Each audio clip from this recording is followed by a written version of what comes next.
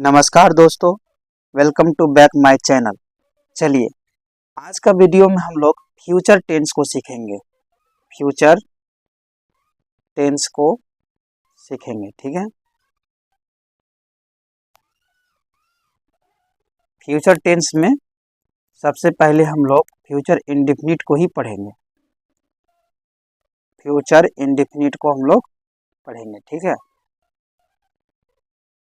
Future indefinite tense को पढ़ेंगे।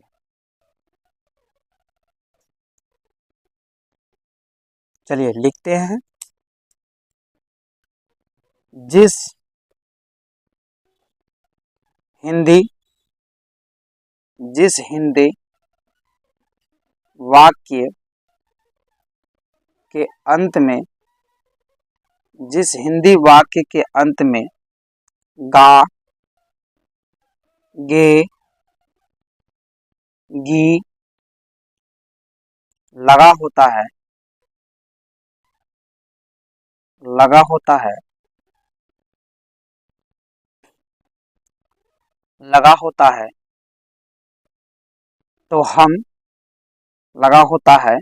तो हम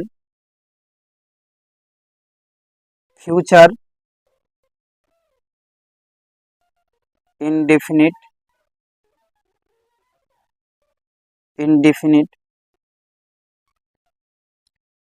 टेंस के वाक्य समझेंगे।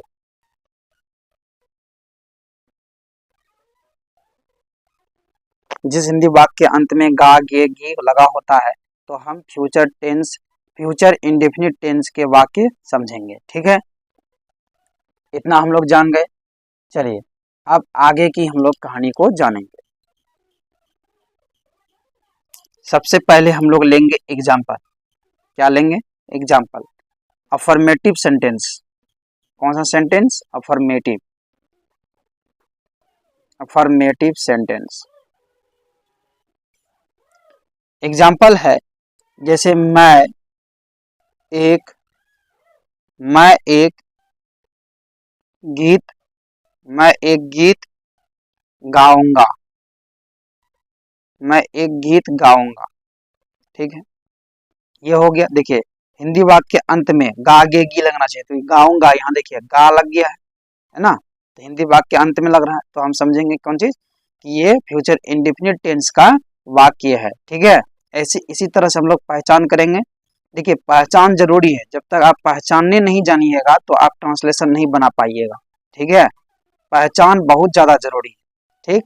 चलिए अब इसको हम इंग्लिश में अनुवाद करते हैं। मैं का इंग्लिश क्या होता है? आई, और आई के साथ क्या लगता है? सेल लगता है ना। गागे की में जानते हैं ना, सेल और विल का प्रयोग लगता है। और हम लोग जो पहले पढ़े हैं, ठीक है, वो होंगे, होएंगे, ये सब तो उसमें सेल बी लगता था, विल बी लगता था। लेकिन यहाँ क्या है कि अंत में गागेगी लगता है, इसीलिए हम लोग यहाँ पे बी नहीं सेल लगाते हैं सिर्फ। तो आई शैल सिंग ए सॉन्ग, मतलब हम लोग जो है एक ही गाना गाते हैं, इसलिए एक गाना, ऐसे ना है कि एक साथ जो है दो तीन ठो गाना गाते, नहीं, एक गाना गाते हैं, इसलिए ए सॉन्ग। तो मैं एक गीत गाऊंगा, आई शैल सिंग ए सॉन्ग हो गया। अब इसका फॉर्मूला फॉर्मूला क्या होगा? सबसे पहले सब्जेक्ट लगा था, सब्जेक्ट, और सेल या ये हेल्पिंग वर्ब है, सेल या विल प्लस, है ना, सब्जेक्ट प्लस सेल या विल प्लस वर्ब वन लगेगा। कौन सा लगेगा?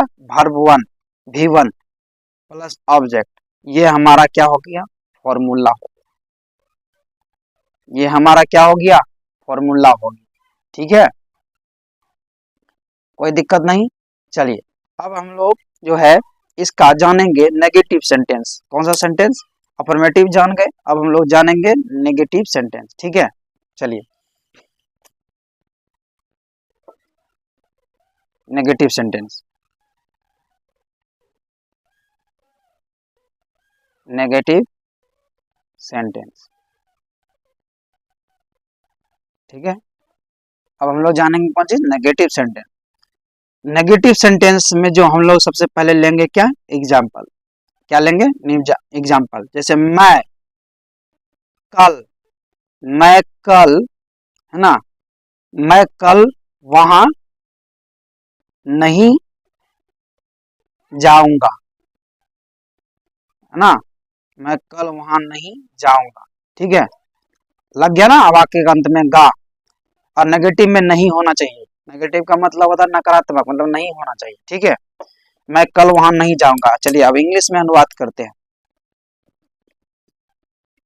है ना। इसको क्या करेंगे इंग्लिश में, देखिए आई शैल, आई के साथ तो शैल लगता है और हेल्पिंग वर्ब के बाद not. I shall not, I shall not go, है ना, जाना का जाऊंगा, है ना, go there tomorrow, tomorrow, I shall not go there tomorrow, tomorrow कल, है ना। इतना हम लोग जान गए। देखिए आई शैल, इधर से हम लोग घूम जाएंगे, कोई भी चीज बनाते हैं ना, ये मखास के अनुवाद जब करते हैं तो आई शैल, आई इसका लिखने के बाद और हेल्पिंग वर्ब लिखने के बाद आई शैल, तो इधर का English I shall not go there tomorrow. ठीक है, I shall not go there tomorrow, तो हम लोग फॉर्मूला लिखेंगे। क्या लिखेंगे, फॉर्मूला। फॉर्मूला क्या है, सब्जेक्ट प्लस शैल या will plus not plus verb one plus object, ये हमारा क्या हो गया, फॉर्मूला। ठीक है, कोई दिक्कत। चलिए अब हम लोग जानेंगे इंट्रोगेटिव सेंटेंस। क्या जानेंगे, इंट्रोगेटिव सेंटेंस। चलिए इंट्रोगेटिव सेंटेंस, इंट्रोगेटिव सेंटेंस। ठीक है, अब इसका एग्जाम्पल क्या होगा, इसका एग्जाम्पल होगा क्या, क्या मैं, क्या मैं कल वहां, क्या मैं कल वहां जाऊंगा, सवाल पूछने वाला बात है। क्या मैं कल वहां जाऊंगा, तो प्रश्नवाचक का चिन्ह लगेगा। ठीक है, अब इसका इंग्लिश में अनुवाद, तो आई के साथ क्या लगता था, सेल, तो सेल पहले लगेगा, है ना, सेल आई, है ना, shall I go there tomorrow, tomorrow प्रश्नवाचक का चिन्ह। ठीक है, shall I go there tomorrow, ये। चलिए अब इसका हम लोग क्या बनाएंगे, फॉर्मूला। तो सेल या विल, सेल या will plus subject plus V1 plus object plus प्रश्नवाचक का चिन्ह। ठीक है, ये हमारा क्या हो गया, फॉर्मूला। सीख गए, ये था हमारा फ्यूचर इंडेफिनिट टेंस। अगला जो है हम लोग का क्या होगा, फ्यूचर इंडेफिनिट टेंस के बाद फ्यूचर कॉन्टिन्यूअस टेंस होगा। ठीक है, इतना हम लोग जान गए। चलिए अब अगले वीडियो में हम लोग फ्यूचर कंटिन्यूअस टेंस को देखेंगे। चैनल को सब्सक्राइब कर दीजिए और वीडियो को लाइक और शेयर कर दीजिए। धन्यवाद।